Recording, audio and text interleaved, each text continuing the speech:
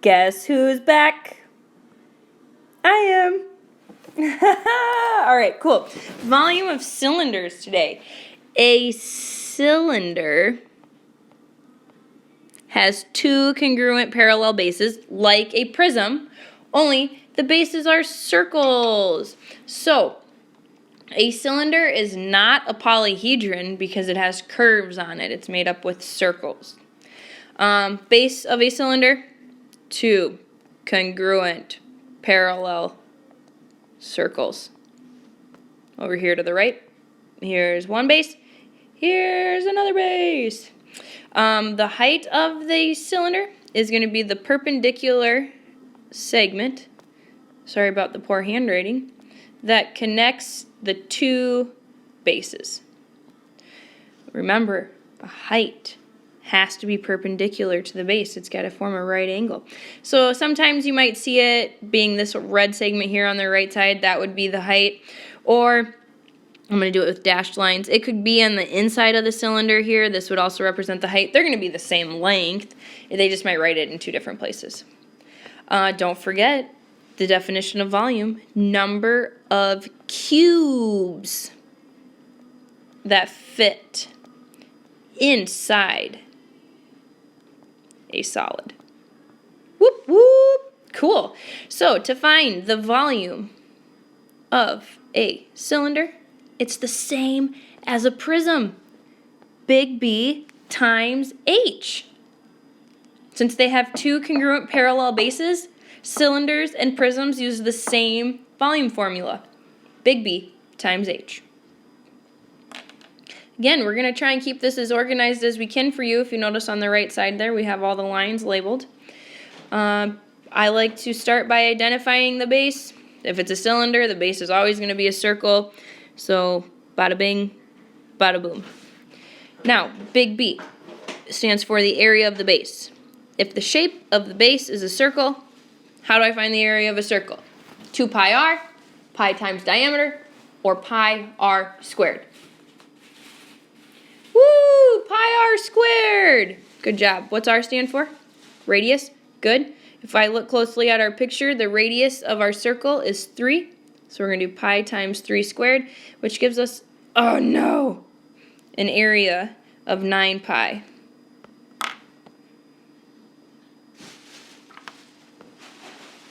Oh no, I did it again!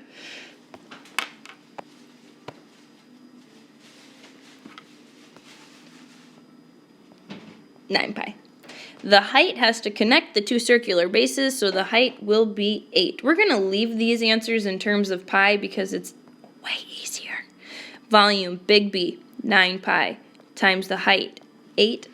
Volume, 72 pi centimeters cubed. Now, if I asked you to tell me what that would be, rounded to the nearest whole number, then you'd have to use your calculator, and you would get about 226 cubic centimeters. If I said to round, we're going to leave it in terms of pi. Number 2. You try this one on your own. I'm going to let you pause it here and try it on your own.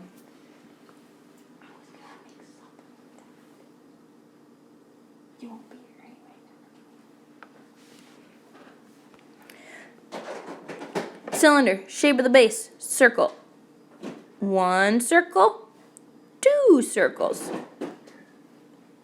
Big B, area of the base, pi times the radius squared, pi times 1.5 squared, so that should give you 2.25 pi. The more you write the formulas down, the better you'll remember it. I mean, I understand you have your notes with you always, but just to help yourself out. Height has to connect the two bases. Our height here on this cylinder is 3. The cylinder is lying on its side, some might say. Base doesn't always mean bottom. To find the volume then, we're going to take the area of the base, 2.25 pi, times the height of 3, and you would get 6.75 pi feet cubed. Okay, you try number 3.